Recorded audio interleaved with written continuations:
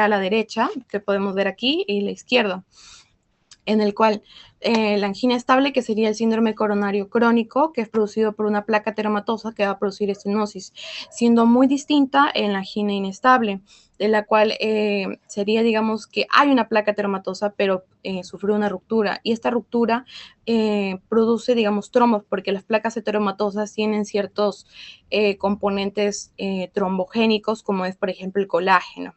Y aparte, la angina inestable puede llevar a un riesgo de infarto agudo de miocardio. Aparte de estas anginas inestables que están, digamos, relacionadas con las placas ateromatosas, hay una angina que es una variante que se llama la angina Prinzmetal, que es, técnicamente, está hablando solo de espasmos musculares lisos en las arterias coronarias. Ahora sí, vamos a hablar sobre los nitratos. Los nitratos, de por sí, su mecanismo de acción es que van a, al momento de ingresar al organismo, se van a reducir por la enzima aldehído deshidrogenasa mitocondrial en las células musculares lisas. Y en estas células musculares lisas se van a liberar lo que van a ser el óxido nítrico. Y este óxido nítrico va a hacer que se genere vasodilatación. En sí, en un poco resumen, su mecanismo de acción es que va a ser vasodilatación. Entonces, dentro de los efectos hemodinámicos es que va a tener, digamos, en mayor grado vasodilatación venosa, o sea que va a aumentar la capacidad venosa, pero esto va a hacer que disminuya el retorno venoso. Y hay que recordar cierta forma que el retorno venoso está relacionado con la precarga. Entonces, si disminuye el retorno venoso, está disminuyendo la precarga. Entonces, ahí hay un punto en efecto hemodinámico, es que está disminuyendo la precarga. Otra que también en cierto grado más disminuido, que va a ser vasodilatación arterial, ya que va a disminuir la resistencia vascular y va a disminuir la poscarga. Aparte también va a disminuir lo que es el volumen ventricular y la presión intramural, y todos estos factores, todos esos efectos hemodinámicos van a conllevar a un mismo objetivo, que va a ser disminuir la demanda de oxígeno. En este caso, los nitratos directamente van a actuar en disminuir la demanda de oxígeno, pero de manera indirecta van a aliviar lo que es el dolor isquémico. Ahora vamos a hablar sobre sus usos. El uso, digamos, de los nitratos van a ser para cualquier angina, pero también se utiliza principalmente para la angina Prinzmetal, ya que ayuda a disminuir los espasmos coronarios. También se va a usar para el infarto agudo de miocardio, pero ojo, hay que tener cuidado cuando es un infarto agudo de miocardio en el ventrículo derecho, ya que lo que se busca es no disminuir el gasto cardíaco, ya que si tú estás, por lo mismo de que el mecanismo de acción es un vasodilatador, como hemos visto, su efecto hemodinámico es que va a disminuir la precarga. Entonces, si disminuye la precarga, va a disminuir el gasto cardíaco y puede llevar al paciente que haga un shock. También hay que tener mucho cuidado con los nitratos, ya que si hay un consumo, digamos, de nitratos muy continuo, el paciente puede perder la sensibilidad a este fármaco, ya que por mismo acto reflejo, por lo mismo que estás tomando nitratos, vas a hacer vasodilatación, entonces por mismo reflejo vas a activar el simpático y principalmente el eje renina-angiotensina-aldosterona, que como que hay que recordar, va a ser vasoconstricción, o sea, lo contrario por reflejo. Y también va a ser retención de sodio, y como sabemos el sodio siempre va a venir con su pareja, que es el líquido. En efectos adversos se han tomado 3 como importantes, en el cual sería la cefalea pulsátil por la vasodilatación de vasos meningios, la hipotensión ortostática y también la taquicardia refleja. En dosis altas puede producir mareos, rubor y síncope. Está contraindicado en pacientes que tienen hipovolemia, en pacientes que están con hipotensión. También está contraindicado en personas que tienen un aumento en la presión intracraneal, y también principalmente no se tiene que mezclar los nitratos con fármacos que son inhibidores de la fosfodiesterasa 5, como es el sildenafilo. Bueno, ahora hablando pues ya de los fármacos de los nitratos, de los cuales se va a hablar de la nitroglicerina y del dinitrato de isosorbide. La nitroglicerina, ahora hablando de su ADME, va a tener 3 vías, una sublingual, una transdérmica, a ver un momentito, disculpen. Ya. Una sublingual, una transdérmica y una intravenosa, donde la sublingual va a tener un inicio muy rápido, como podemos ver que va a ser de 1 a 3 minutos, y su tiempo de vida media va a ser de 30 minutos. Su tiempo de vida media se va a explicar en el metabolismo. También va a ser, sus presentaciones transdérmicas va a ser por parche o pomada, y también lo que corresponde intravenosa va a ser en casos agudos. Su distribución va a ser muy buena, va a penetrar muy bien a las células porque es muy liposoluble, y acá en el metabolismo va a ser hepático, pero hay que tener en cuenta algo, que va a tener un metabolismo de primer paso muy extenso, y aparte va a formar metabolitos activos como dinitratos y mononitratos. Y por este metabolismo de primer paso tan extenso es que va a haber una disminución de la biodisponibilidad, afectando pues también el tiempo de vida media. Por eso es tan corto, que es de 30 minutos en lo que corresponde a sublingual. Y su excreción va a ser vía renal. Por eso digamos que este fármaco va a ser para un alivio rápido porque tiene una acción rápida, y aparte de su tiempo de vida media va a ser 30 minutos. El dinitrato isosorbide va a ser para un tratamiento crónico, esto lo vamos a explicar también en el metabolismo. Su ADME, el A de absorción, va a tener 2 vías, un oral que va a tener una biodisponibilidad, digamos, variable, la sublingual que tiene una acción rápida igualmente. Las dos van a ser rápidas, solo que como pueden ver la nitroglicerina es algo mucho más rápido, mientras que acá va a tardar entre 2 a 5 minutos. Ahora el metabolismo también va a tener un metabolismo de primer paso igual que la nitroglicerina, pero la diferencia es que este no va a ser tan extenso. Entonces, si acá, digamos, por la misma extensión del metabolismo de primer paso va a disminuir la biodisponibilidad, acá no. Acá, digamos, va a tener una mejor biodisponibilidad, y haciendo que el tiempo de vida media pase de 4 a 6 horas. Aparte, digamos que va a tener un mejor, va a ayudar mucho en esos casos en el tratamiento crónico. La excreción va a ser vía renal. Bueno, ahora hablando de los beta bloqueadores. Ahí nada Bueno, más dice que gracias. ya, doctor. Aparte de los beta block, quiero, sí, avanza por favor. Avanza, avanza. Mm, mm. Ok, sigue, sigue. Ya. Háblame, regresa. Háblame por favor sobre el manejo del dolor y la antiagregación. En este caso ya damos paso al Lobato. ¿Ok?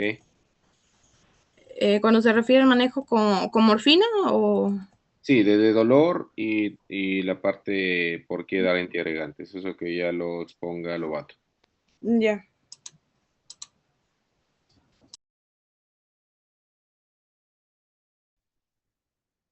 ¿Puedes agrandarlo, por favor?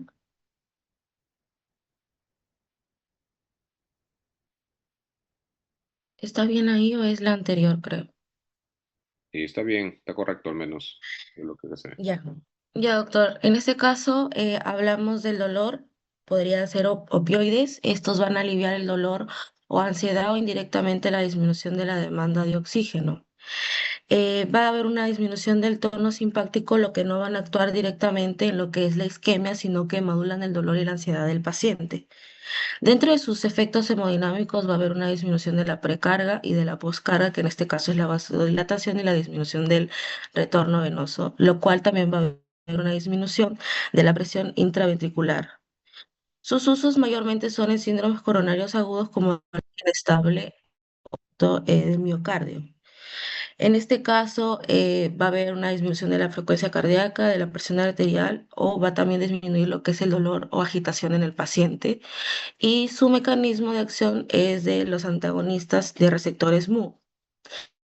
Hay una precaución en el uso con pacientes con depresión, bueno, en pacientes con depresión respiratoria puede producir bradicardia, hipotensión severa y liberación de histamina. Y también una disminución con administración intravenosa y monitorización de la respiración y la presión arterial en el paciente. A continuación, sigue, por favor. Ya, en este caso tenemos la morfina. La morfina, el uso de la morfina se da cuando ya no hay, no, cuando los nitratos no funcionan, en este caso cuando el paciente de repente hace tolerancia a los nitratos. Su ADME básicamente es que hay administración intravenosa, se va a colocar de administración lenta, tiene un inicio rápido y su duración es de 4 a 5 minutos. Su distribución es rápida hacia el sistema nervioso central y su metabolismo se da como casi en la mayoría de fármacos a través del hígado, y su excreción va a ser por vía renal. Ya. Ahora tenemos a los trombolíticos o fibronolíticos.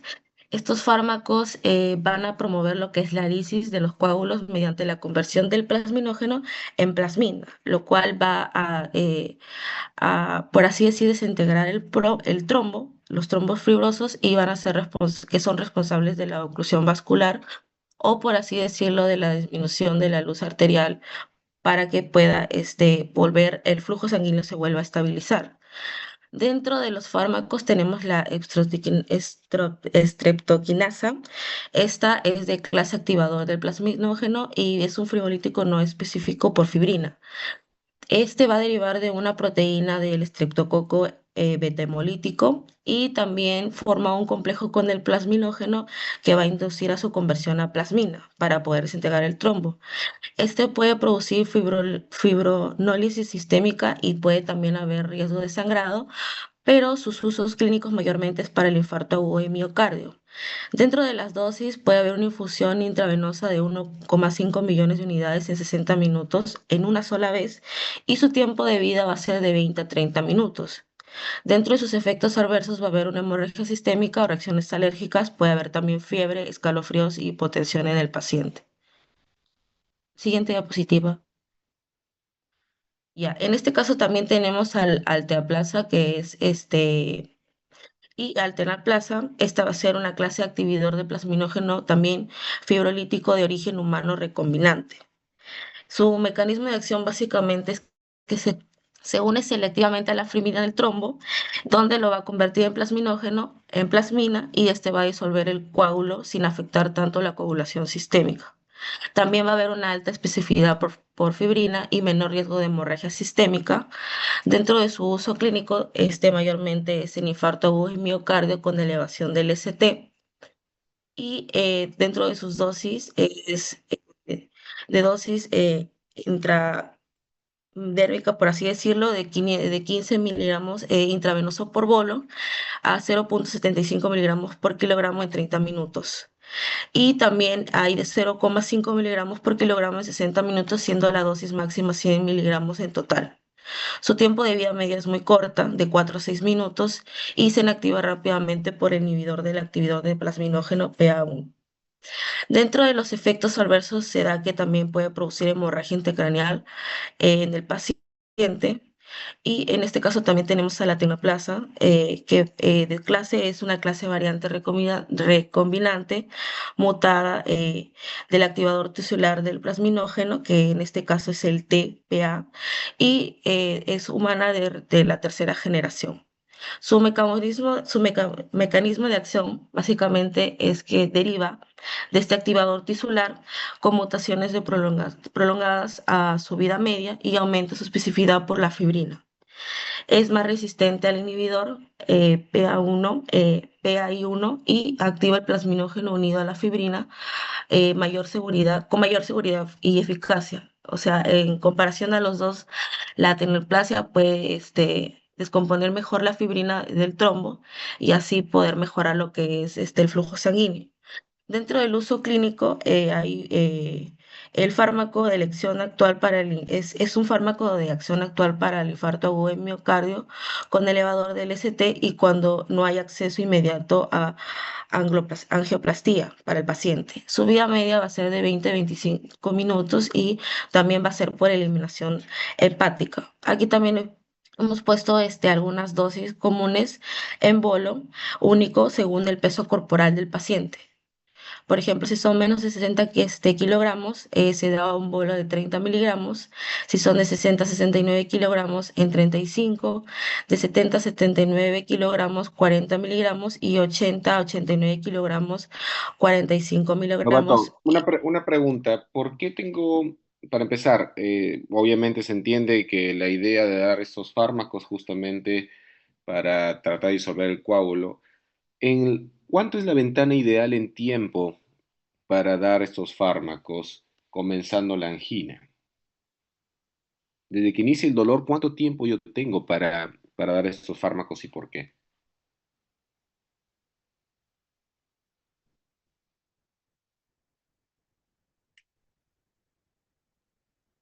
Te escucho.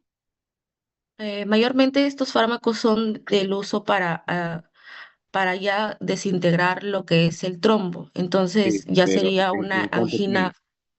¿Ah? ¿Entre cuánto tiempo, entre cuántas horas yo tengo que dar ese fármaco? ¿Lo puedo dar a los 2, 3 días del infarto? No, sería antes, doctor. ¿En qué tiempo? Más o menos, mm, es que ¿Cuál es la esa ventana parte, ideal de tiempo? ¿Lo sabe? ¿Le puedo no, contestar, ¿Cómo? no, sí le podía contestar. Sí, claro. Serían dentro de las primeras 24 horas. Los requeridos serían las primeras 6 como más aceptable. También, digamos, las 12 horas serían en sí, de un contexto general dicen las 24 horas, pero sería mucho mejor las 12 primeras horas. Pero eso sí, pasando las 24 horas ya no es, digamos, ya mucho riesgo ya colocar lo que serían los trombolíticos. Quiero que anoten algo. La ventana ideal es dentro de las primeras 3 horas. Ahí se ve el máximo beneficio con la mayor reperfusión. Una ventana aceptable es hasta 12 horas, acuérdense, de iniciado el dolor. ¿Por qué? Porque supuestamente todavía si hay dolor, todavía significa que hay hipoxemia, todavía no es infarto, o sea, no hay tejido necrótico y todavía existe miocardio que se puede salvar. Y también hay un término que se llama ventana extendida, que dice que en casos seleccionados puedes ir hasta 24 horas solamente si persiste el dolor continuo o existe inestabilidad hemodinámica, pero son casos muy selectos. De hecho, que sí, donde se ve es el beneficio es idealmente las 3 primeras horas y incluso hasta las 12 horas, pero después de las 24 horas es muy raro. Incluso después de las 6 horas, de 6 a 12 horas, mientras tenga el dolor quizás, pero si ya no tiene dolor, realmente ya no tendría mucho sentido. Hay que recordar que la idea de utilizar estos fármacos es reperfundir y el dolor es justamente por falta de perfusión. Entonces, si ya el paciente deja de tener dolor, significa que ya se infartó. Entonces, ya no sí, tiene mucho doctor. sentido. Ok. Muy bien, gracias. Hipolipemiantes.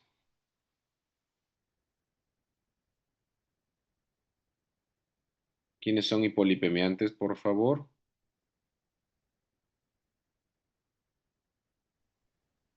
Sí, doctor, ahora comprendo. Hipolipemiantes.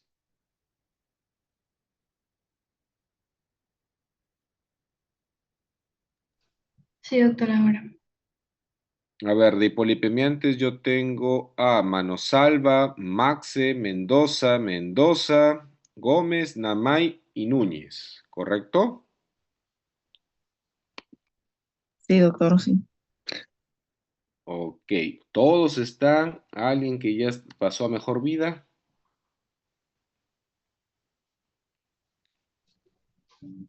Sí, estamos todos, doctor. Lo que pasa es que, bueno, hay un chico, estoy buscando su apellido, que sí nos ayudó a hacer las diapositivas, pero dijo que no iba a exponer.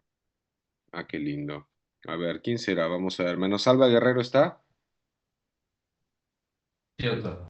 Maxe Flores, Sí, doctor, aquí estoy. Mendoza Atoche, Sí, él es el que falta. ok,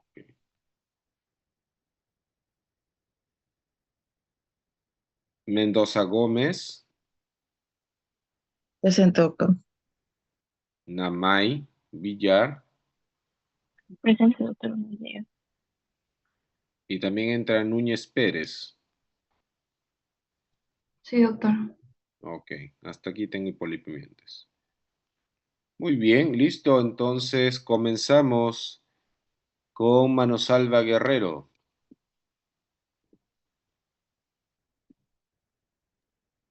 Sí, doctor. 20. Sí. Vale.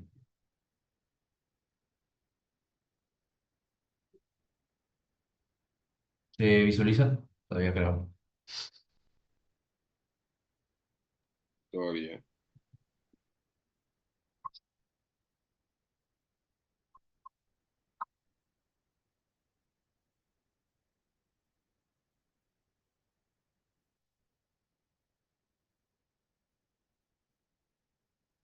Ahora sí.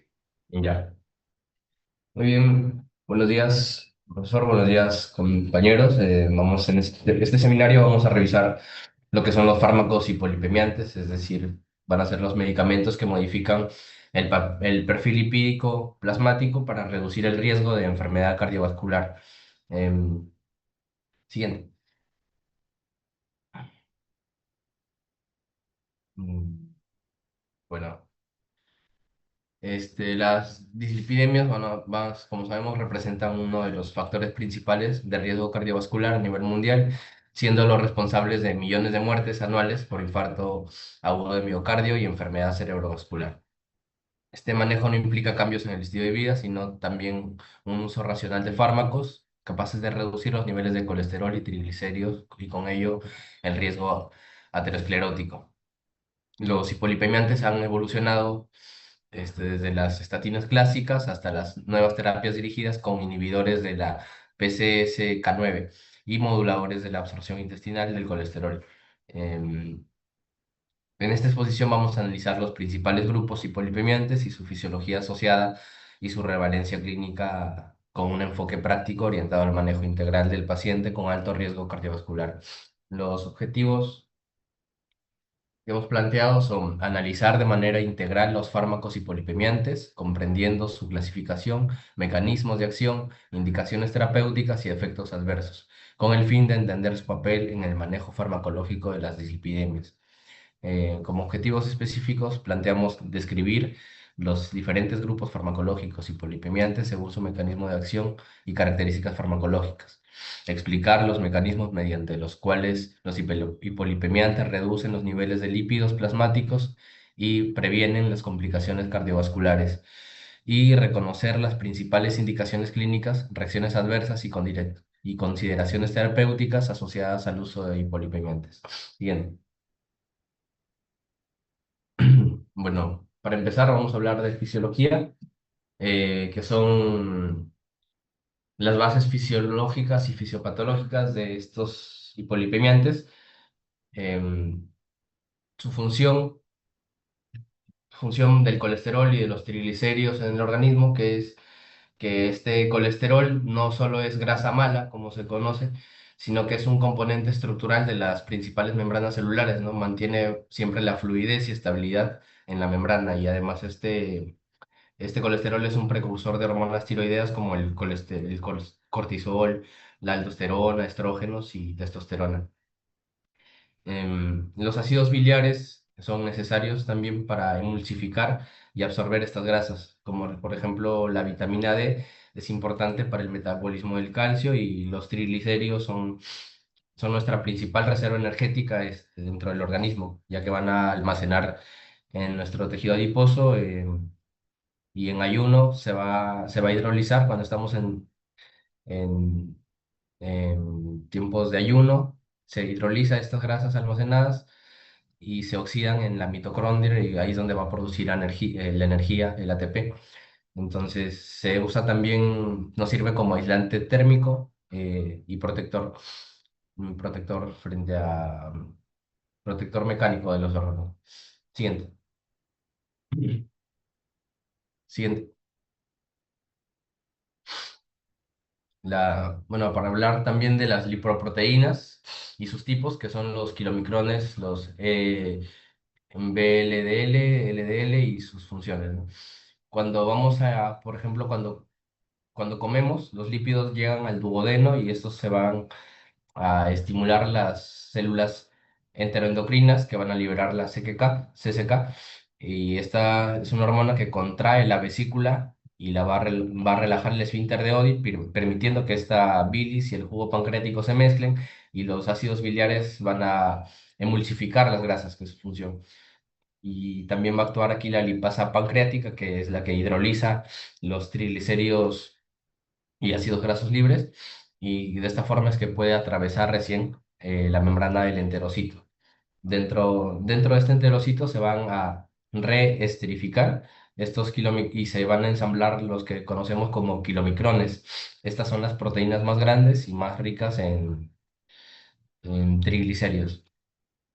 Siguiente.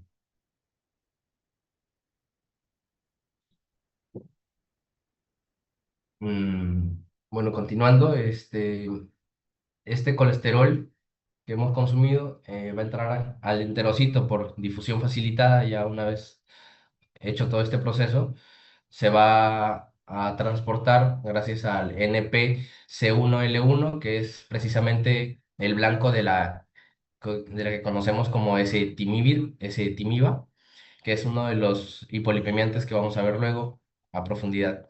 Em, Al bloquear ese transportador, se va a reducir la absorción intestinal del colesterol. Entonces, el colesterol, por ejemplo, de origen vegetal, en gran parte se va a expulsar de nuevo hacia la luz intestinal mediante transportadores los transportadores que estamos viendo ahí, que son ABC G5, ABC G8. Esto va a limitar su absorción. Dentro del enterocito, el colesterol puede quedar libre o puede quedar esterificado, ¿no? Junto con triglicéridos, fosfolípidos, y se va a incorporar a los kilomicrones. Y luego esto después va a entrar al sistema linfático y luego se va a ir hacia la circulación sistémica ya en general. Siguiente.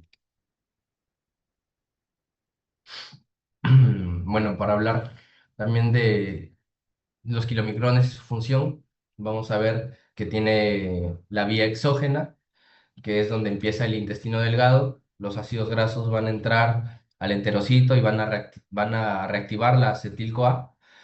Y en la matriz mitocondrial es donde se van a utilizar y formar los triglicéridos, junto con el colesterol y las apoproteínas. Estas se van a empaquetar en kilomicrones gracias a la proteína de transferencia de triglicéridos, que es la MTP.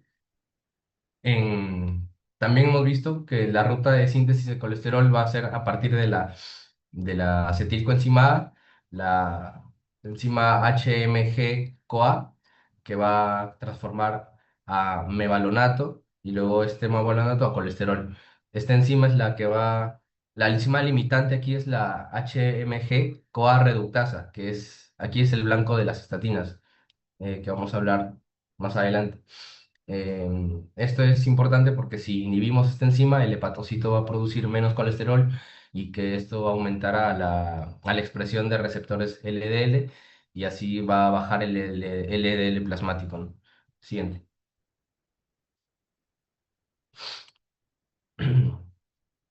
Bueno, continuamos con la fisiología, son sobre la estructura de los kilomicrones. Estos kilomicrones tienen una Nada capa, como más, hay vemos, nada más, doctor, gracias. ya. Maxe, Hola, doctor. Bueno, tenemos por... Maxe, anda por favor al primer grupo de fármacos estatinas. Ya, espérese un instante.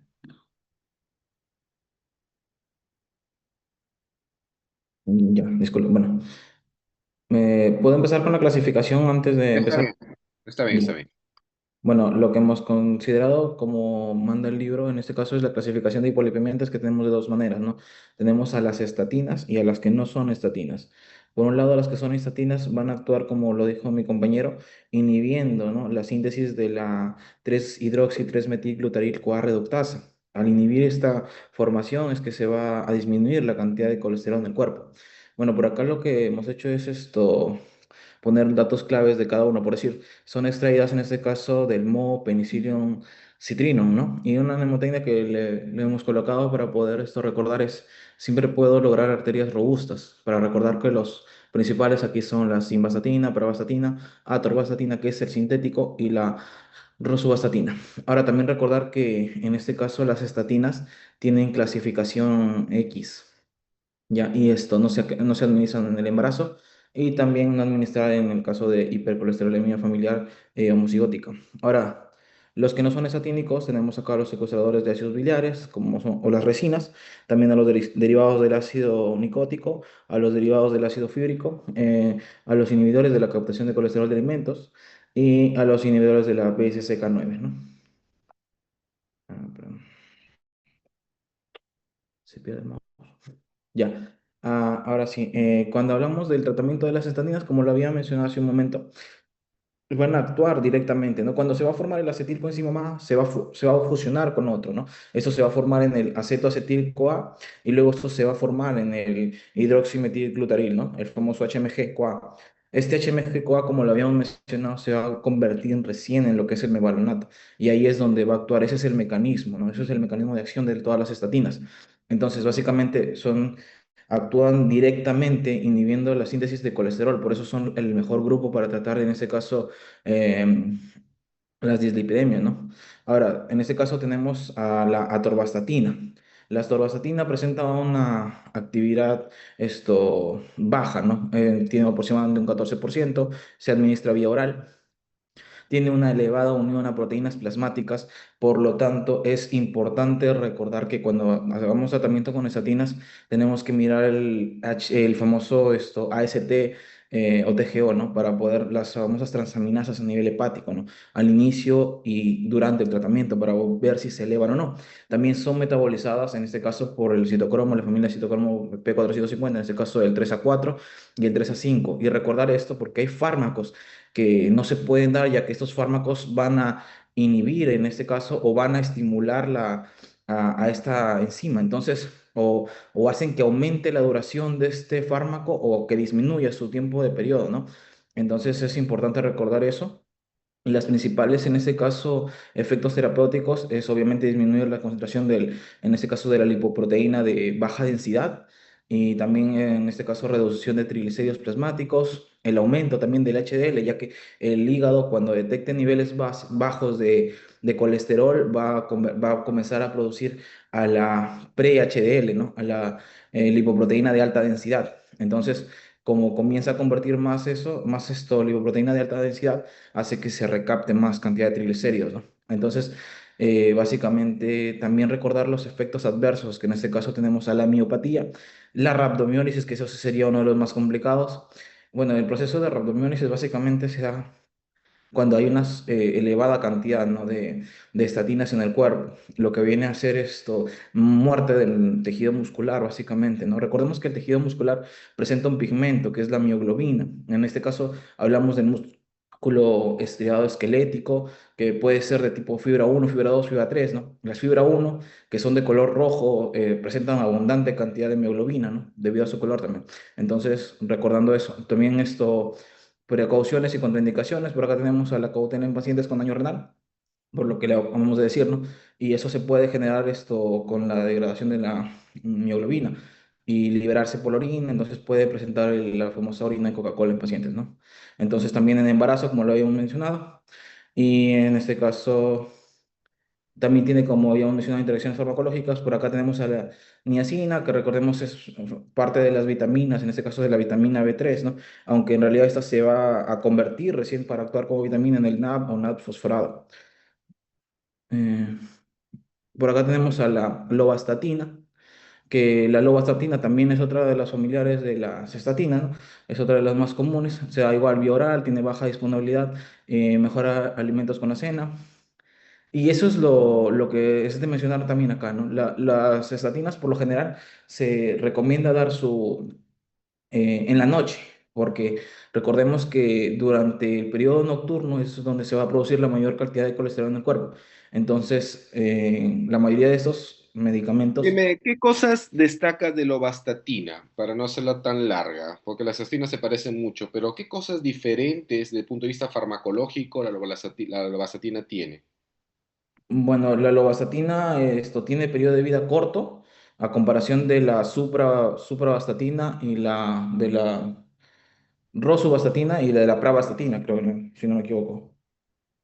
Esos tienen vida diferente. Dime tres cosas. O sea, primero el tiempo de vida media, Ajá. que según tú es más corto, ¿Qué otros medicamentos, no? de las estatinas. ¿Qué otro? Claro. Eh, a ver. Ah, ya que es una lactona inactiva, ¿Qué significa eso? que no está actuando directamente, como no, mm, Doctor, sería también que, bueno, como es lactona inactiva, es un profármaco. Eso sí, es un Ya. profármaco. Un profármaco. Así es, ese es distinto, es un profármaco. Por fin algo importante, gracias. Otras dos cosas. Y que no cruza la barrera hematoencefálica, ¿no? ¿Y para qué va a cruzar la barrera hematoencefálica? ¿Qué me sirve eso? ¿Acaso hay grasa en el cerebro? Mm, Ya, no, el primero es que es un profármaco. Segundo, a diferencia de las demás. claro, cuando ustedes, yo quiero que recuerden algo, muchachos, que eso también les sirvan para estudiar. Y creo que por eso a veces fallan en el examen. Cuando ustedes estudien miembros de la misma familia, casi todos van a tener características comunes. Lo que yo quiero que ustedes recuerden que es lo distinto de los primos hermanos, porque eso es lo que te vamos a preguntar. Por ejemplo, la vasatina, que es un profármaco, eso es algo distinto. No todas las estatinas son profármacos. Por ejemplo, artovastatina y rovastatina no lo son. Segundo, con la vasatina es que tiene metabolismo CYP3A4. Recuerden ese citocromo 3A4. ¿Por qué? Porque el CYP3A4 interacciona con muchos antibióticos, incluso hasta con algo tan simple como el jugo de toronja. Por eso jamás vas a decirle al paciente, tómalo vastatina con jugo de toronja, pues, porque aumenta el riesgo de rhabdomiólisis, que de por sí todas las estatinas, el efecto adverso más temido y mortal es miopatía y rhabdomiólisis. Y tercero, que como todas las estatinas, se debe tomar por la noche y con alimentos o sin alimentos, doctor. Sin alimentos. Sin alimentos. Acuérdense que yo siempre le dije, ¿no? Cuando ustedes crean algo, márquenlo contrario, ¿verdad? Tú me acabas de decir sin y la respuesta es con. Con alimentos se tiene que. ¿Por qué? Porque la lovastatina tiene una disponibilidad baja y que solamente se aumenta su absorción con los alimentos. Siguiente.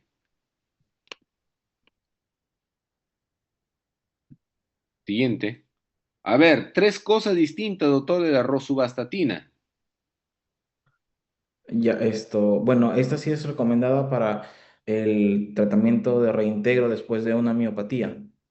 Es una de las recomendadas. De reintegro, ¿cómo explícame eso? ¿Reintegro? Ah, ¿Vuelto? ¿Qué? es de alguna miopatía que tenga el paciente que haya tenido por otro consumo de estatinas, se recomienda la rosuvastatina junto con la pravastatina. Ah, ok, cuando ya el paciente haya tenido miopatía. Ajá. Ya, ok, sí, eso es algo distinto. Ok, muy bien. ¿Otra? Bueno, esta es metabolizada tanto por el CO4 y el CYP9. O sea, tendría menor Interacción. Sí, reacción. claro, así es. Definitivamente es una de las más seguras. Como no va por el CYP3A4, entonces no interacciona mucho y por lo tanto reduce las interacciones. Perfecto. Ujú. Tercero, Mm, hay dos cosas más importantes que tus compañeros tienen que recordar. Estatinas, de hecho, que va a ser el tema que voy a preguntar en el examen. bueno, tiene menor cantidad a comparación del resto de unión a proteínas plasmáticas. No, eso no nos sirve. Otra cosa, que tiene que ver con su farmacocinética. Cinética. Ujú. Mm. ¿Cuál es el tiempo de vida media? Mira, ahí encima lo recalcas, encima. Está con verdecito en medio. Ese es tiempo de vida media larga, Ah, pero eso, puede dar en pues. cualquier momento del día. Es uno de los que tiene mayor tiempo de vida media. Puede dar en cualquier momento, no O sea, lo necesariamente. pones ahí en verdecito y ni lo miras. Y otro es que es una de las estatinas de mayor potencia, es una de las más potentes. Mira, la mayor tiempo de vida media, una de las más potentes y paradójicamente la que menos efectos adversos tiene. Siguiente,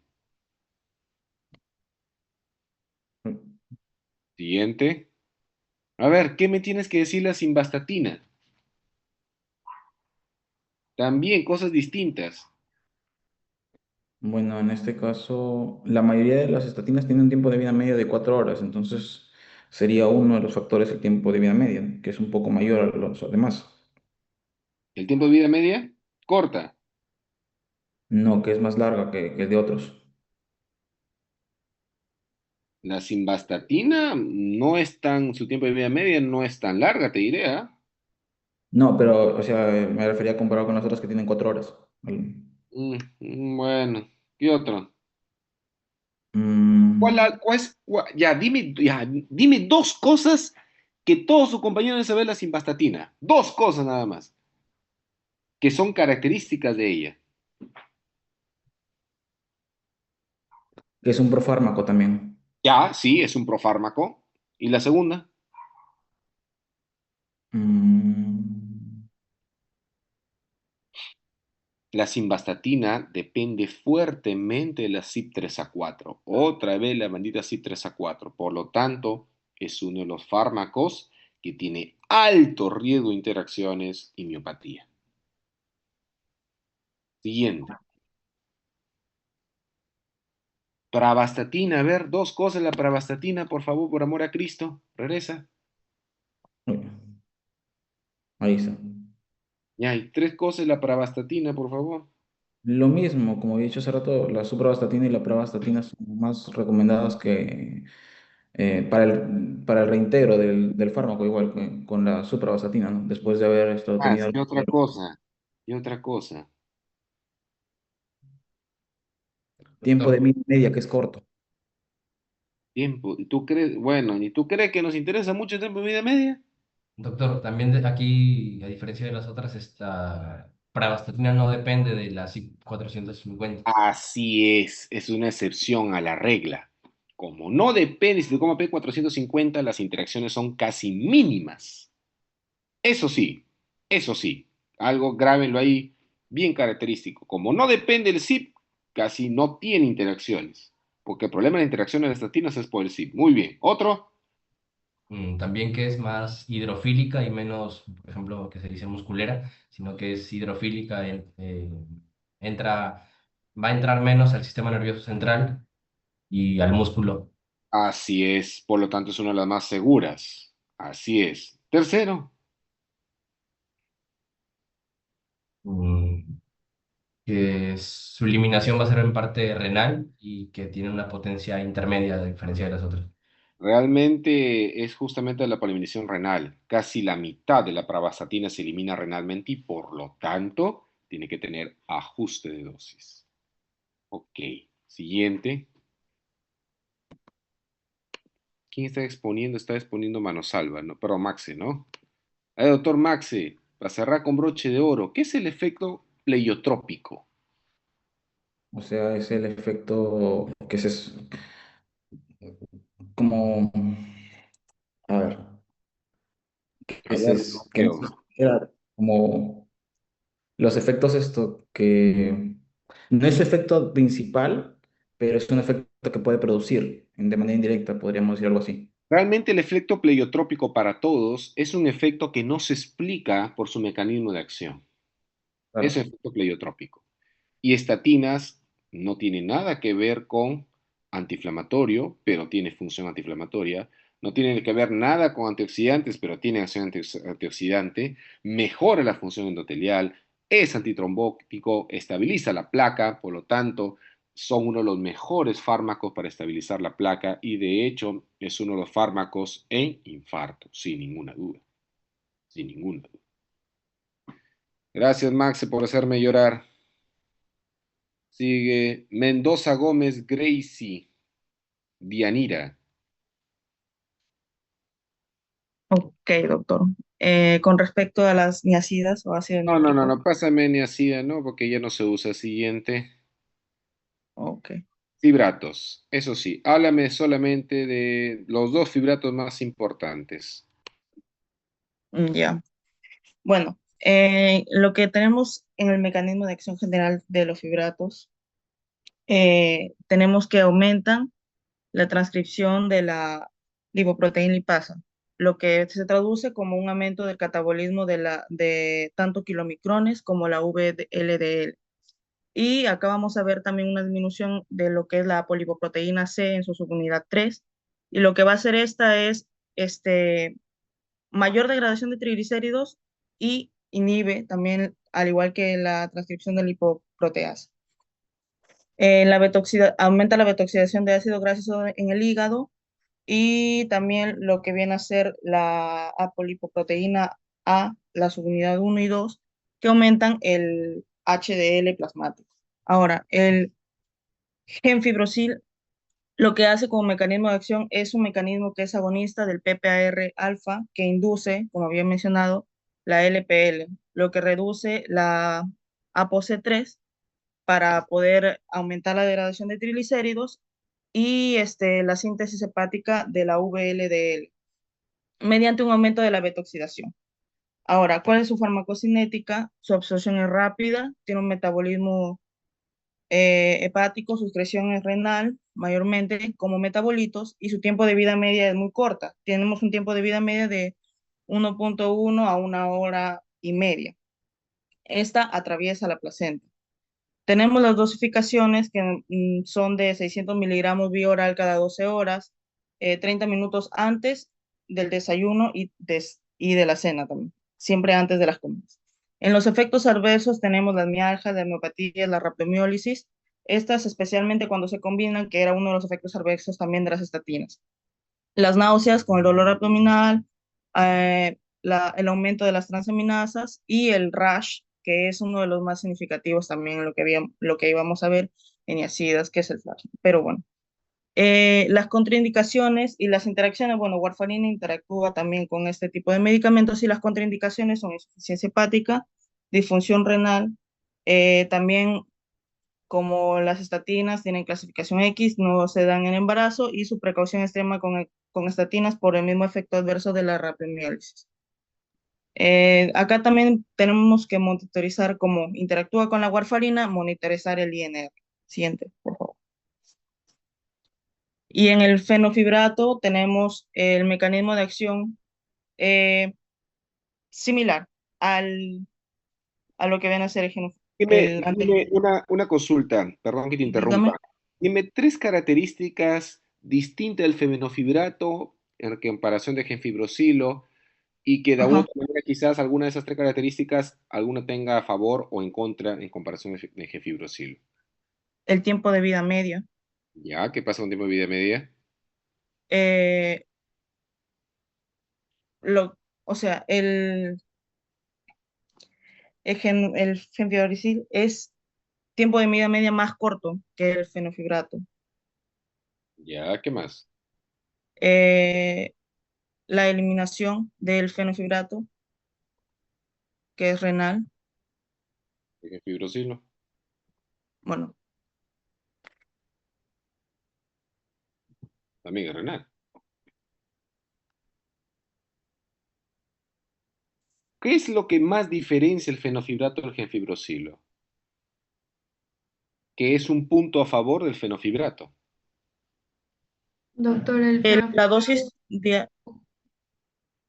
la dosis que el fenofibrato se consume una vez al día. O sea, es una dosis al día.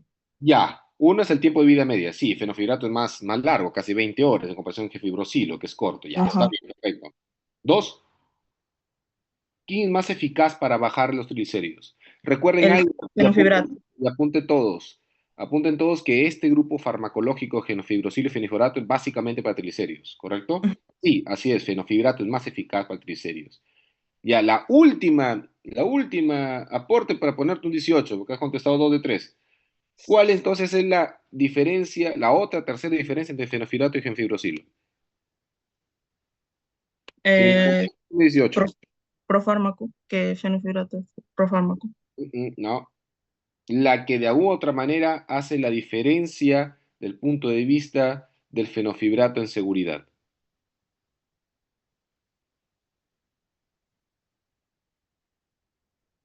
¿Nada? Ya, entonces queda con 16. La Doctor, respuesta es que el doctor, fenofibrato sí se puede combinar con estatinas. Ah, Y el riesgo de miopatía es bajísimo. Acuérdense que las estatinas se utilizan para más que todo moldear HL-LDL, ¿correcto? Entonces, muchas veces las estatinas no son muy buenas para el tema de triglicéridos. Para el tema de triglicéridos son estos fármacos lo que estamos viendo. Entonces, a veces tenemos que combinarlos. Y sabemos que en genfibrosilo con estatinas ni a palos, porque en genfibrosilo me da una miopatía de la patada. Entonces, ahí ¿Qué tiene utilidad? Fenofibrato. Es el que mejor puede combinarse, es el más seguro si tengo que combinar con estatinas. El riesgo de miopatía es muy bajo. No digo que no exista, porque ahí como ustedes lo han puesto, está bien, efectos adversos, miopatía, pero es muy bajo si lo comparamos con gemfibrocil. ¿Ok? ¿Sí? ¿Tomaron nota? Listo, gracias. Namai. Se escapó su 18, doctora. Namai. Ezetimiba. Cuéntame, doctora Namai. Namai es, ¿no? ¿Sí? Sí, doctor, buenos días. Doctora, 3 cosas que tus compañeros deben saber de ezetimiba que es distinto. Mm, 3 cositas nada más. Que tus compañeros están apuntando todo lo que estoy diciendo.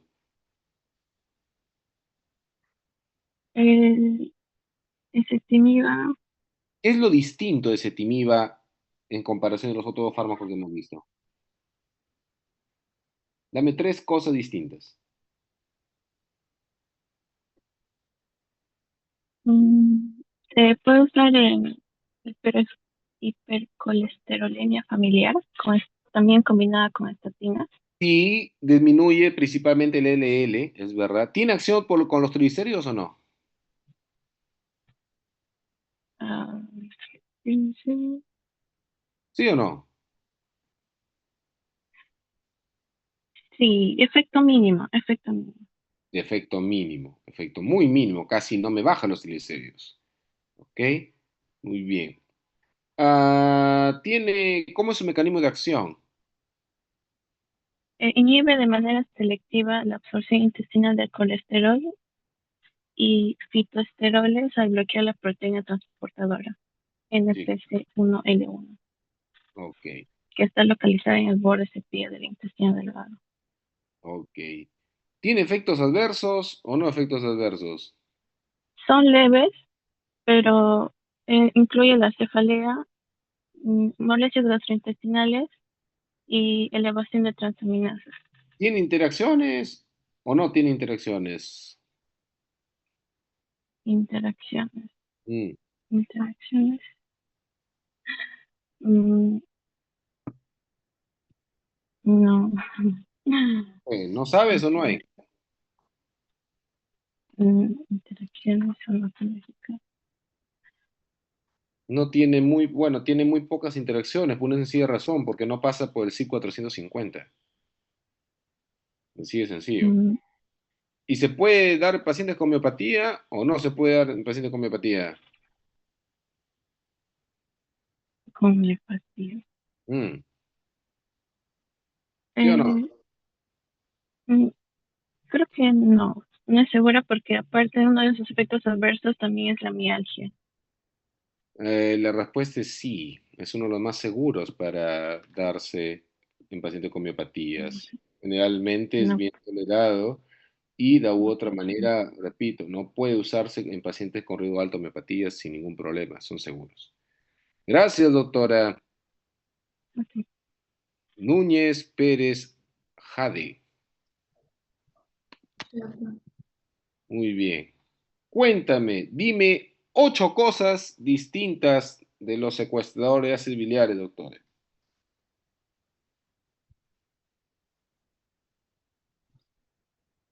Mm, eh, estos no se reabsorben en absoluto, o sea, Perfecto, muy bien, no se absorben. Muy ajá, no bien, entran a la circulación sistémica. excelente. 2, Se eliminan por las heces. sí, muy bien, así es. Eliminación por S, por lo tanto, no tienen que tener ajuste de dosis renal. Muy bien, 3, También, bueno, se encargan de bajar el LDL y aumentan también los receptores LDL.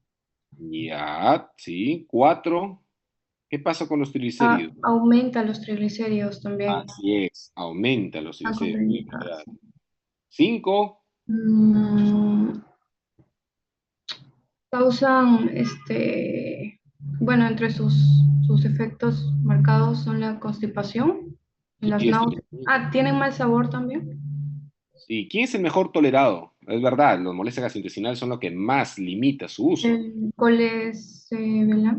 Así es, colesevelan. Colesevelan. Muy bien. Dos Mm. cosas más. Le faltan dos más.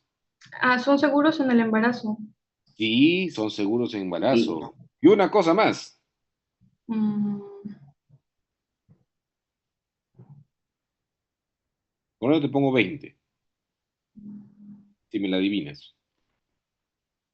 tiene mejor tolerancia Ah, gastrointestinal.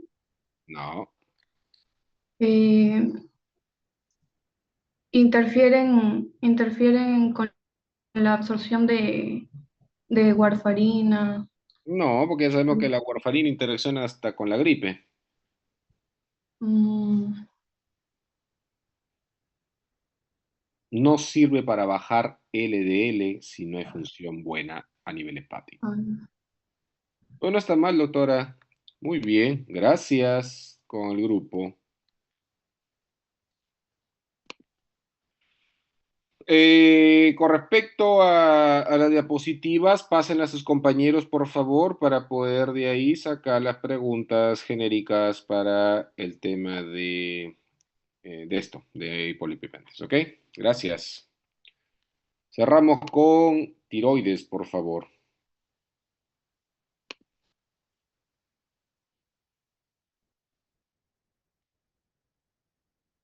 Está Orozco, Paredes, Pita, Pizarro, Quispe. ¿Falta alguien? No, no. No, doctor, sí estamos completos. Sí, ahorita completo. Listo. Son uno, 2, 3, 4, 5, ¿correcto? Orozco comienza hablando de la formación de hormonas tiroideas, porque eso es clave para que tus compañeros entiendan los fármacos.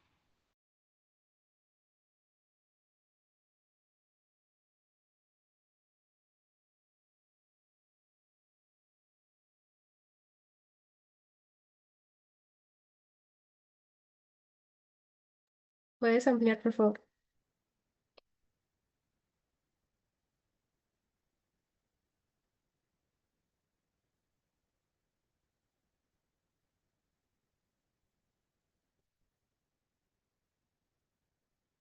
Siguiente diapositiva.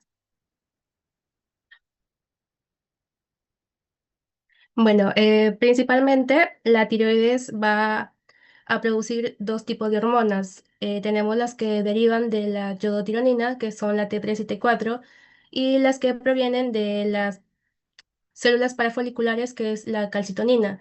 La calcitonina no tiene importancia endógena, pero sí tiene uso terapéutico en lo que es osteoporosis e hipercalcemia. En cuanto a la producción de las hormonas tiroideas derivadas de la yodotironina, pues empezamos primeramente con la oxidación del yodo. El yodo que consumimos mediante los alimentos va a ir por el torrente sanguíneo, entra al torrente sanguíneo como un ion yoduro. Esto tiene niveles bajos de 0,2 a 0,4 microgramos por decilitro. Estos son captados por la hormona tiroidea mediante el importador de yoduro, o también conocido como el NIS. Este también suele ser inhibido por el tiocianato o el perclorato. Cuando este es inhibido, va a causar dos cosas: a que no haya oxidación del yoduro y a que no se puedan sintetizar las hormonas tiroideas. En cuanto al pasar lo que es el ion yoduro desde la célula folicular hacia el coloide, esto se va a dar por la pendrina, que es un transporte. Entonces acá se va a dar lo que es la oxidación. Este se va a llevar a cabo por lo que es la peroxidasa tiroidea, que va a causar que hayan residuos que vienen a ser la MIT y la DIT, que es la monodiodotirosinasa y la diodotirosinasa. Esta, eh, este proceso se le conoce como organificación del yodo. En esta también sucede lo que es el acoplamiento, que es la formación de la T3 y la T4. La T4 se va a formar por dos DIT y la T3 se va a formar por un MIT y una DIT. En cuanto a la secreción que se da por la tiroglobulina, se va a dar por la proteólisis, que empieza con la endocitosis de la tiroglobulina se forman vesículas, estas se fusionan con lo que son lisosomas y pues rompen la tiroglobulina y van al torrente sanguíneo. Siguiente. En cuanto a la regulación de la secreción de la hormona tiroidea, esto se va a dar por una retroalimentación negativa. Primeramente, en el hipotálamo se va a sintetizar lo que es la hormona liberadora de tirotropina. Aquí se sintetiza la TRH, luego se libera por la circulación porta hipofisiaria que se une a los receptores de TRH para poder estimular lo que es la TSH en la hipófisis anterior. En la hipófisis anterior se secreta lo que es la tirotropina, que es una hormona glucoproteica de secreción pulsátil y circadiana. Circadiana quiere decir que va a aumentar sus niveles en lo que es el sueño nocturno. En cuanto a la inhibición de esta TSH en el hipotálamo, también se puede dar por lo que es la dopamina, glucocorticoides o retinoides. En cuanto a la glándula tiroidea, pues acá básicamente se va a dar lo que es la secreción de las hormonas tiroideas. Entonces, ¿de qué trata lo que es la retroalimentación negativa?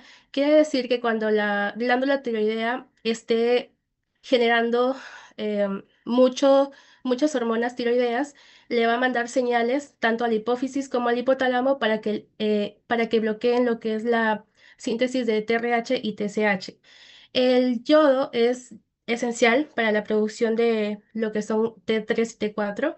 La deficiencia de yodo genera una disminución de hormona tiroidea que aumenta la TSH y genera que la glándula tiroides sea hiperplásica e hipertrófica, que es conocida como el bocio. La deficiencia leve en la difusión leve se produce lo que es la T3 como predominio. En la deficiencia grave, el hipotiroidismo y creatinismo, que es una afectación de lo que es el desarrollo intelectual y motor. Y cuando hay un exceso de yodo, hay una inhibición de síntesis y liberación de T4 y T3. Siguiente. En cuanto al transporte de T3 y T4, pues encontramos dos importantes que es el MCT8 y el MCT10. En el MCT8 es fundamental para la entrada y salida del T3 y T4 hacia el cerebro y la salida de T4 desde la glándula tiroides. En cuanto hay una mutación del MCT8, se produce el síndrome de Alan-Herton-Dudley, que básicamente es una afectación o una mutación del cromosoma X va a producir lo que es un retraso intelectual que va desde leve a moderado y también discapacidad motora que se caracteriza por una distonía que es la disminución del tono muscular y este suele convertirse a espasticidad. En cuanto a la MST10, este sobreexpresa lo que es el transporte T3 y T4, pero su fisiología no está aún muy clara. En cuanto al OATP1C1, este está presente en los capilares cerebrales, facilita el paso de T4 a través de la barrera hematoencefálica. Siguiente. Luego tenemos lo que es la mediación de efectos de receptores nucleares, que pueden ser genómicos o no genómicos. Primeramente tenemos lo que es el gen THRA, en donde esta se ve expresada por la mayoría de células. Estas regulan la frecuencia cardíaca, la temperatura corporal, el funcionamiento del músculo esquelético, el desarrollo óseo, el desarrollo del intestino delgado. Por ello, cuando hay una mutación de este gen, pues básicamente las personas se van a caracterizar por una baja estatura, por un estreñimiento crónico o también suelen presentar alteraciones óseas. Este suele presentar una mutación junto con la TSH normal o con la T4 baja normal, que se le denomina resistencia a la hormona tiroidea alfa. En cuanto al gen THRB, tenemos dos precursores, tenemos el beta 1 y el beta 2. El beta 1 suele ser ubicuo y media efectos metabólicos en el hígado. El beta 2 tiene una expresión o digamos que tiene un rol importante en la retroalimentación negativa, tanto en el hipotálamo con el TRH y en la hipófisis como en el con el TSH. Y también ayuda al desarrollo de conos en la retina y el oído interno. Cuando hay mutación de este gen, esta va a producir lo que es problemas de audición, entre otros. Y cuando hay mutación también se le denomina a esta resistencia a la hormona tiroidea beta. En cuanto a los efectos no genómicos, estos suelen ser mucho más rápidos que estos suelen ser mucho más rápidos. Acá hay dos cosas importantes. Genera vasodilatación rápida que va a estar mediada por el óxido nítrico y también activación de vías de señalización como el ERK y AKT. Siguiente. Siguiente. Dentro de los principales efectos de la hormona tiroidea tenemos en el crecimiento y desarrollo. Pues básicamente, cuando hay ausencia de las hormonas tiroideas durante el periodo de neurogénesis activa, que básicamente está entre un lapso de 6 meses después del parto, pues lo que va a generar es un retraso mental que es conocido como cretinismo. Orozco, ahí quédate por favor, porque básicamente la idea está bien, ok, pero vamos a centrarnos más en fármaco, ¿ya? Listo, Ujú. gracias. Paredes Cortés, ¿está? Sí, Paredes Cortés, sí, por doctor. favor, anda a propiltio uracilo. Vamos primero con la de hipertiroidismo, ¿ya? Y luego regresamos a hipotiroidismo.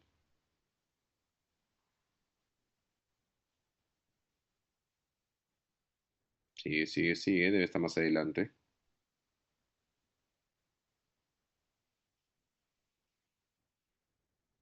Ahí está. La primera, tiromidas, ya, listo. Arranca.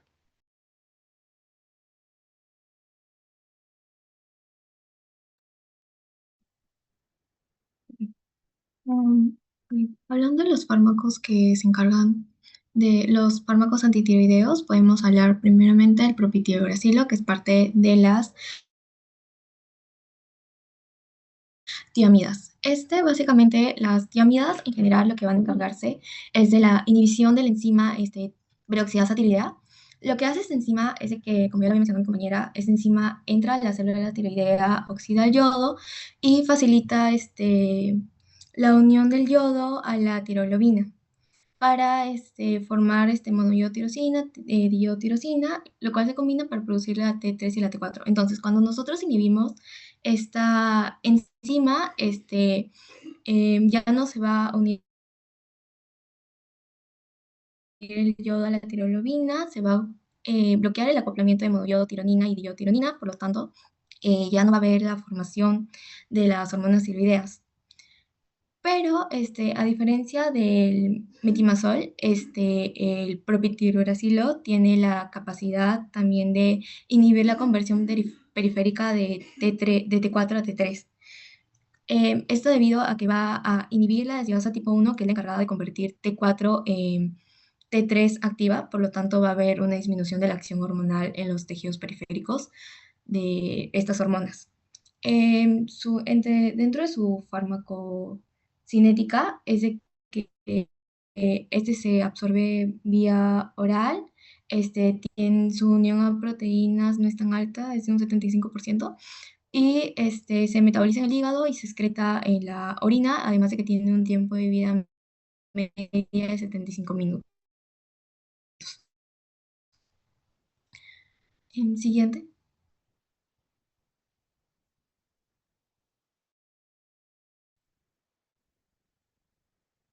Siguiente, por favor.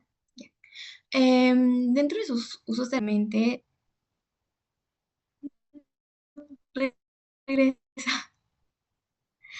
Se utiliza principalmente durante hipertiroidismo durante el primer trimestre del embarazo. También se utiliza para tormenta tiroidea y para estados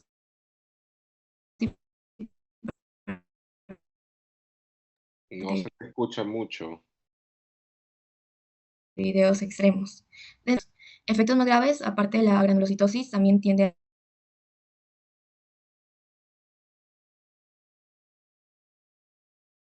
a ser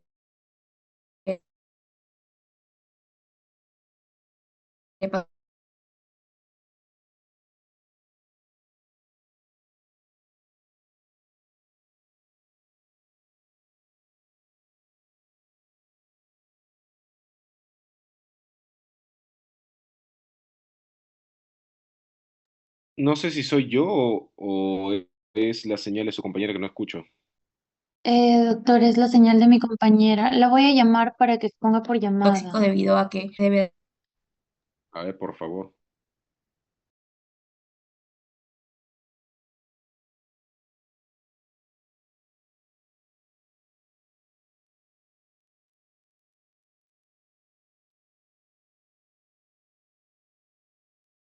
Disculpe, ¿me puede escuchar?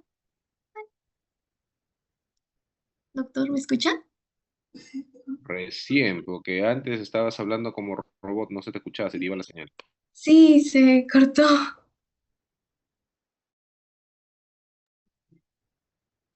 Cami, se arregló tu Disculpe, internet. Si no ¿continuó? te llamo. Hola. ¿Mm? Cami, si no te llamo y expones por llamada. Ya, no hay problema.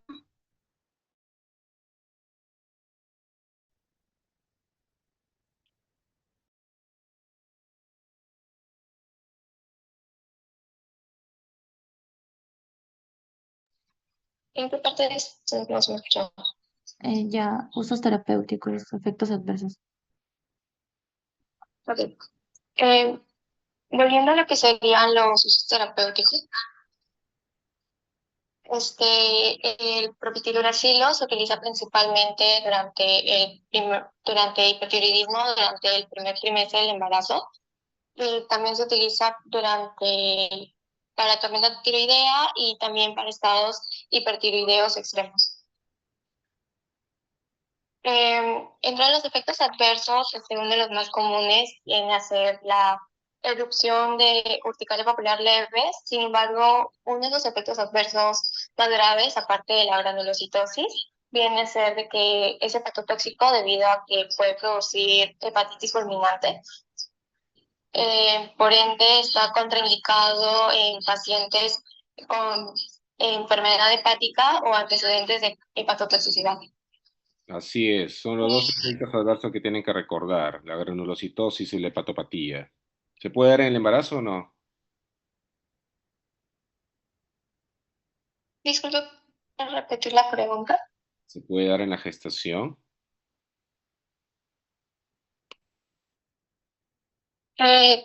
Durante el embarazo.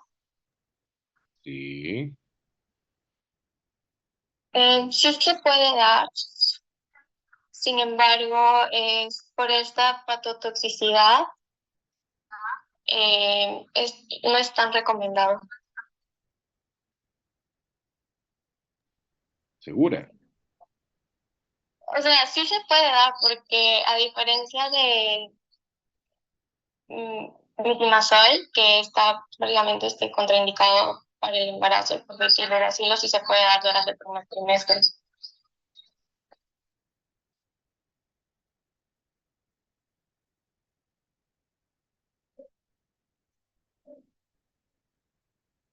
Ok, gracias. A ver, que entre el ruedo. Ya, mi Pita doctor. Alarcón, por favor, con metimazol. Bueno, el metimazol, lo que es el mecanismo de acción, va a inhibir lo que es la enzima de la tiroperoxidasa. Esto va a bloquear lo que es la organificación del yodo y a la vez va a inhibir el acoplamiento del MID más DID, que esto va a evitar la síntesis de la T3 y T4. Va a reducir lo que es la producción de hormonas tiroideas. No va a inhibir la conversión periférica de T4 a T3, a diferencia del propiltiuracilo que solamente va a actuar dentro de la glándula. Siguiente.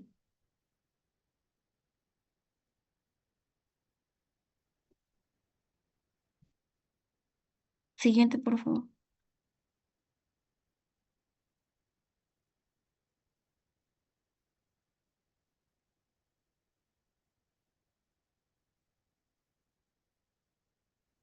Siguiente. Creo que no se escucha. Ok. Bueno, con respecto a lo que es el uso terapéutico, este fármaco va a ser de elección para lo que es la enfermedad de Graves. Va a ser efectivo solamente en una sola dosis diaria y tiene mejor adherencia y es menos tóxico que el propiltiuracilo. Se va a usar en embarazo segundo o tercer trimestre, va a tener menor riesgo hepático por lo que es la madre. El efecto adverso más común va a ser el ras cutáneo y lo que es la odinofagia. Y la reacción más grave en este caso va a ser solamente la granulocitosis. Y menos frecuentes van a ser lo que es las mialgias, náuseas y dolor abdominal. Y en lo que respecta a las contraindicaciones va a ser hipersensibilidad en el embarazo del primer trimestre y va a provocar lo que es la hepatopatía.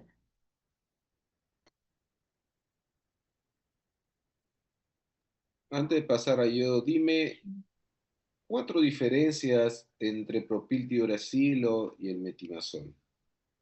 Ya. Bueno, con respecto a lo que es el metimazol va a ser tiempo de vida media va a ser más larga que el propio propiltiuracilo. El metimazol, Sí. ¿ya? Bueno, en este caso, el propio tiracilo va a ser el fármaco de elección para lo que es la tormenta tiroidea, perdón. Y en el otro caso, en el metimazol, va a ser el fármaco de elección para el hipertiroidismo. Ya. Si hablamos de mecanismo de acción, Ah, ya.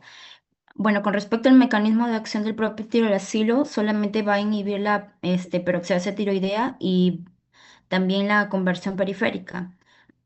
En cambio, el metimazol va a inhibir solo la peroxidasa tiroidea y ahí va a disminuir la síntesis de la T3 y la T4. así es, más completo es la propiltiuracilo y por eso actúa más rápido en crisis tirotóxica. Ok. Ajá. Si hablamos de seguridad, ¿quién es más seguro? ¿Quién es más seguro? El propiltiuracilo. Realmente, propiltiuracilo solamente se Mm, se prefiere en el primer trimestre porque un tiene primer menos trimestre. riesgo de embriopatía, ¿no? En cambio, metimazol sí se recomienda entre el segundo y tercer trimestre. ¿Por qué? Porque si lo hace en el primer trimestre, el problema va a ser anomalías craneofaciales, estrés esofágica y también el tema de la hepatopatía, Granulocitosis. ¿no? Hepatopatía, más que todo. Ujú. ¿Y quién da más granulocitosis? El metimazol. ¿Hay alguna diferencia de la granulocitosis por metimazol que la granulocitosis por propiltiuracilo? Bueno, con respecto a lo que es el propiltiuracilo, solamente la toxicidad va a ser, en este caso, la hepatotoxicidad, y en el metimazol va a provocar lo que es la granulocitosis con la aplasia cutis. Repíteme, me ha dicho un término medio que me gustó. Repíteme, ¿cómo? Bueno, yo doctor he leído que con respecto a lo que es el metimazol, va a provocar lo que es agranulocitosis y va a provocar también lo que es la aplasia cutis. ¿Qué es eso? Ya, para empezar, ¿quién tiene más riesgo de producir agranulocitosis? El metimazol Ah, perfecto, ujú, metimazol, muy bien. El propiltiuracilo puede causarlo, pero es menos frecuente. es menos frecuente. Es menos Mm. frecuente. Ok, listo. Pero ambos puede ser, ya. ¿Quién está relacionado con la dosis para producir granulocitosis? ¿Metimazol o PTU? El ¿Quién, metimazol. quién es más dosis dependiente? El metimazol es más dosis El de metimazol, así ujú. es, el metimazol. Muy bien. Momento de la aparición. ¿Quién aparece más precoz cuando el paciente inicia el tratamiento? ¿Con el metimazol o con la PTU? ¿Quién aparece qué, doctor? Cuando un paciente inicia con alguno de esos fármacos, ¿dónde es más frecuente o con cuál de los fármacos es más temprano que aparezca la granulocitosis? ¿Con metimazol o con PTU? Con metimazol, doctor. Sí, así es metimazol. Muy Ujú. bien, doctora. Ha contestado lo que quería. Gracias. ¿Cuál es su apellido? Peter Larcón, doctor. Pita. Muy bien, Pita. Pizarro Chamba. No está Pizarro. Doctor, Pizarro, háblame por favor de ioduros. Ahí está, justo. ya. En cuanto a yoduro, tenemos su farmacodinámica que inhibe la organificación del yodo, dándonos el efecto Wolff-Chaikov, que es como el freno temporal que pone la tiroides cuando hay demasiado yodo, bloqueando la síntesis de la T3 y T4. En cuanto a su farmacocinética, su absorción es excelente por vía oral, casi el 100%. Su distribución se distribuye rápidamente en tiroides y otros tejidos. Cruza la placenta y se excreta en la leche materna. En cuanto a su metabolismo, no se metaboliza de forma importante, en la excreción es renal y su tiempo de vida media es de 6 a 10 horas. Siguiente, por favor. Siguiente.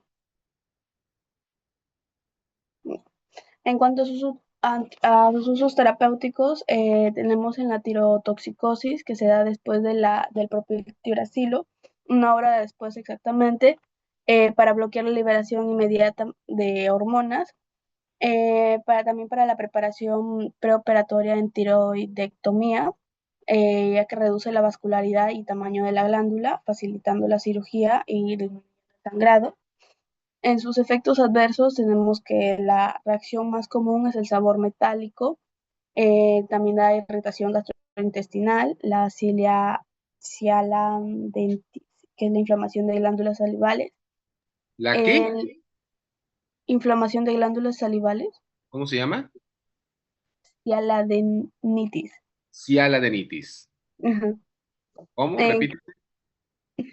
Cialadenitis. Cialadenitis. Ya, continúa. Ya. En cuanto a la reacción más grave es la intoxicación por yodo, el hipertiroidismo inducido por yodo, que es un fenómeno de Yod-Basedow. Tenemos ahí el angioedema y edema laringio. Y el menos frecuente son hemorragias cutáneas y el dolor de garganta y PRM. En cuanto a contraindicaciones, se contraindicaba en hipersensibilidad, en dermatitis hipetiforme y vasculitis por yodo. Embarazo categoría D daría bocio fetal y hipotiroidismo neonatal. Siguiente, por favor. En cuanto al yodo reactivo, tenemos su farmacodinámica, que es captado por la glándula tiroides. La tiroides absorbe yodo de forma natural, incluyendo el yodo reactivo. Este emite radiación beta. La radiación destruye las células foliculares tiroideas, produciendo necrosis y fibrosis progresiva. En cuanto a su farmacocinética, su absorción es oral, su distribución se centra principalmente en las glándulas tiroides, también en restos tiroideos y metástasis tiroideas diferenciadas. En su metabolismo no se metaboliza, su excreción es renal y también tiene un poco por sudor, saliva y heces, y su tiempo de vida media es de 5 a 7 días. Siguiente, por favor.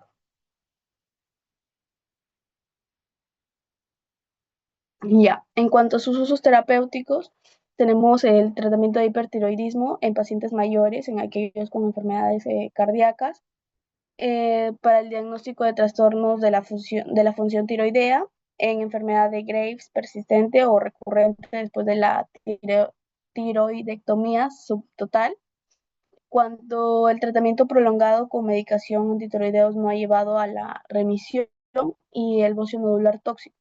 En sus efectos adversos tenemos hipotiroidismo retardado, la tiroiditis por radiación, la cialadenitis. En contraindicaciones está contraindicado en embarazo y lactancia. Siguiente, por favor.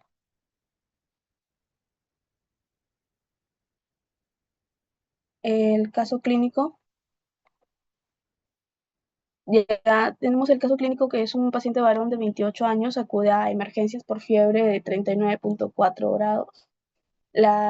Presenta odinofaringia intensa, malestar general y marcada debilidad. Hace 6 semanas fue diagnosticado con enfermedad de Graves y desde entonces recibe un fármaco antitiroideo X. En emergencia presenta neutrófilos de 340 milímetros cúbicos, el PCR elevado, faringe eritematosa y taquicardia leve. Siguiente, por favor. Ya. Identificar el fármaco antitiroideo que está recibiendo el paciente según la farmacodinamia.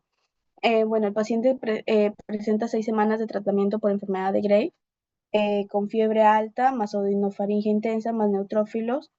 Eh, el cuadro típico de granulocitosis inducida por antitiroideos. Este fármaco responsable es típicamente el metimazol, que es el antitiroideo más usado como primera línea en enfermedad de Gray. La granulocitosis es un RAM raro, pero clásico del metimazol y también del propiltiuracilo, pero en menos frecuencia. Siguiente. Ya. El mecanismo de acción del metimazol sobre esta glándula es porque inhibe la enzima peroxidasa tiroidea, impidiendo la organificación del yodo, inhibe el acoplamiento, evitando la unión del MID y DID en la T3 y el DID más DID en el T4. Eso inhibe la síntesis de T3 y T4 dentro de las glándulas, pero no inhibe la liberación de hormonas ya formadas. No inhibe la conversión periférica de T4 a T3. Este efecto es exclusivo del propiltiuracilo, no del metimazol. Resultado final sería la disminución progresiva de la producción de hormonas tiroideas. Siguiente, por favor. Ya. Menciona el efecto adverso grave que tiene. El efecto grave sería la granulocitosis inducida por el metimazol, por los neutrófilos de 340 por milímetros cúbicos, la infección faríngea, que es típico. Explica por qué ese efecto adverso se relaciona con síntomas como fiebre y odinofaringia. La granulocitosis inducida por metimazol significa que el paciente ha perdido casi todos los neutrófilos. Los neutrófilos son la primera línea de defensa del cuerpo contra bacterias y hongos. Se pierde la defensa contra bacterias en mucosas, especialmente la faringe. Las bacterias de la boca y garganta normalmente no causan enfermedades porque los neutrófilos los fagocitan, los destruyen con peróxidos y evitan que atraviesen la mucosa. Cuando no hay neutrófilos, estas bacterias invaden fácilmente la mucosa de la garganta, apareciendo la faringitis intensa, úlceras o dolor severo. Aunque hay infección, el paciente no puede generar pus. La pus está formada por su mayoría en neutrófilos muertos y bacterias desintegradas. Si no hay neutrófilos, no hay pus. Por eso el paciente puede tener faringe muy dolorosa, eritema y sin placas purulentas. Ahora, ¿por qué aparece la fiebre? Aunque no haya neutrófilos, los macrófagos y células dendríticas todavía funcionan. Cuando detectan una infección en mucosa, se liberan la interleucina 1, liberan el TNF-alfa, liberan la interleucina 6. Estas citocinas viajan del hipotálamo al hipotálamo y llevan al punto de ajuste térmico, produciendo fiebre alta, en este caso de 39.4, si no me equivoco. Incluso si la infección es leve, la fiebre puede ser muy intensa. Siguiente, por favor. Ya. Indica cuál debe ser la conducta terapéutica inmediata en este caso. El paciente queda sin defensa inmunológica frente a bacterias y puede evolucionar a sepsis, shock séptico y muerte si no se actúa rápido. Lo que se debe hacer es suspender de forma inmediata el metimazol, dar hospitalización inmediata y aislamiento protector. El paciente tiene neutropenia grave, lo que da un riesgo extremadamente de bacteriemia, sepsis, infecciones oportunistas, neumonía, angina necronizante. Debe colocarse en una habitación con aislamiento, medidas estrictas para evitar contagios, vigilancia continua y se debe iniciar el tratamiento antibiótico de amplio espectro por vía intravenosa. La fiebre la fiebre en un paciente con neutropenia severa se considera sepsis. Hasta demostrar lo contrario, se usa cobertura para gram negativos, pseudomonas, gram positivos, como por ejemplo la cefepime, la No, piperacilina. no sufres, Pizarro, que ya se lo veremos en la cuarta unidad. Me estás dando dolor de oído. Gracias. Yasmín, regresamos contigo para que cierres con levotiroxina y leiotironina. Ok, doctor. Compañera, retrocede, por favor.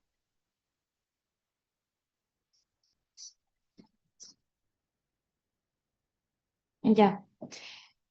Bueno, lo que debemos saber aquí de la levotiroxina, pues en su farmacodinamia, que es una forma sintética de T4, que en este caso sería la tiroxina. Eh, Esta tiroxina lo que va a hacer es entrar a la célula, se va a convertir en T3 en los tejidos periféricos y esta T3 se va a unir a lo que son los receptores nucleares y va a cambiar lo que es la expresión génica, aumentando lo que es el metabolismo basal, la síntesis proteica y la sensibilidad a catecolaminas. Bien, en cuanto a su farmacocinética, la absorción es alrededor del 70 al 80%. Esta absorción se da en lo que es en el yeyuno, en el ilio, y preferible es administrarla en ayunas. La vida media es importante aquí para diferenciarlo de la leotironina, ya que la levotiroxina tiene un tiempo de vida media largo, es decir, de alrededor de 7 días, por lo que permite una dosificación de una vez al día. En cuanto a la unión de proteínas plasmáticas, tiene alta unión a proteínas plasmáticas. La eliminación es renal y hepática. En cuanto a lo que son los usos terapéuticos, primordialmente se emplea en lo que es en el hipotiroidismo primario, que incluye lo que es el hipotiroidismo de Hashimoto, que es básicamente autoinmune. Este se caracteriza porque hay un aumento de la hormona estimulante de la tiroides y una disminución de la T4. En cuanto a lo que es los RAMs, puede producir lo que es taquicardia, palpitaciones, también pérdida de peso, insomnio y temblores. Está contraindicado en la tirotoxicosis no tratada en pacientes con infarto agudo de miocardio porque tiene elevado riesgo de arritmias y insuficiencia suprarrenal no tratada. Siguiente diapositiva, por favor. Pasa a la leotironina. Siguiente.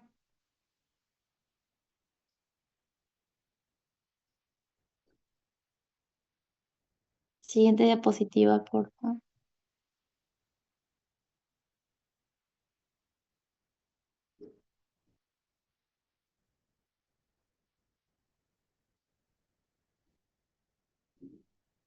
Ya, ok. En cuanto a la leotironina, es considerada como la T3 sintética. Esta es la forma más activa de hormona tiroidea. Va a tener un efecto rápido e intenso. Se une a lo que son los receptores nucleares, regula lo que es la transcripción genética y aumenta el metabolismo y la actividad tisular. En cuanto a la farmacocinética, la absorción es rápida y completa, a diferencia, como dije, de la levotiroxina, el tiempo de vida media es corto, por eso es que se requiere dosis de 2 a 3 dosis al día. La potencia es importante aquí porque es de 3 a 4 veces mayor que la T4. En cuanto a los usos terapéuticos, principalmente está indicado para lo que es el coma mixedematoso por el inicio rápido que tiene, también para pruebas de supresión de T3. En cuanto a los RAMs, tiene mayor riesgo de arritmias, taquicardia y angina. En cuanto a las contraindicaciones, está contraindicado para pacientes con cardiopatías, arritmias, y en el embarazo es preferible usar lo que es la T4. Eso sería Dame tres diferencias entre la tiroxina y la leiotironina. Ya, ok, doctor. Bueno, primero lo que es el tiempo de vida media, como estaba mencionando. La levotiroxina tiene tiempo de vida media más largo, por lo que la dosis es una vez al día, por ende es más segura. Em, la leiotironina tiene tiempo de vida media corto, por lo que la dosis es una vez al día, por ende es más segura. Em, la levotiroxina tiene tiempo de vida media largo, por lo que la dosis es una vez al día, por ende es más segura. Em, la levotiroxina tiene tiempo de vida media corto, por lo que la dosis es una vez al día, por ende es más segura. En cuanto a lo que es los usos terapéuticos, la levotiroxina está principalmente empleada para hipotiroidismo primario. En cambio, la liotironina está indicada para coma mixedematoso. En cuanto a lo que es la unión a proteínas plasmáticas también, la levotiroxina tiene mayor unión a estas proteínas, a diferencia de la liotironina. Ok, muy bien. Listo, gracias. Para todos, ya le he puesto a la doctora Yasmín las diapositivas, ok, con respecto a los temas pendientes de diabetes, de gota y de estrógeno por estágenos. Léanlo. La próxima semana ya iniciamos cuarta unidad. Sin embargo, si ustedes en la próxima clase necesitan que quizás refuerce algo en relación a estos temas, me ponen en conocimiento el mismo día de la clase. ¿Ok? Listo. Eso es todo. Gracias. Ok, doctor, gracias. Nos vemos.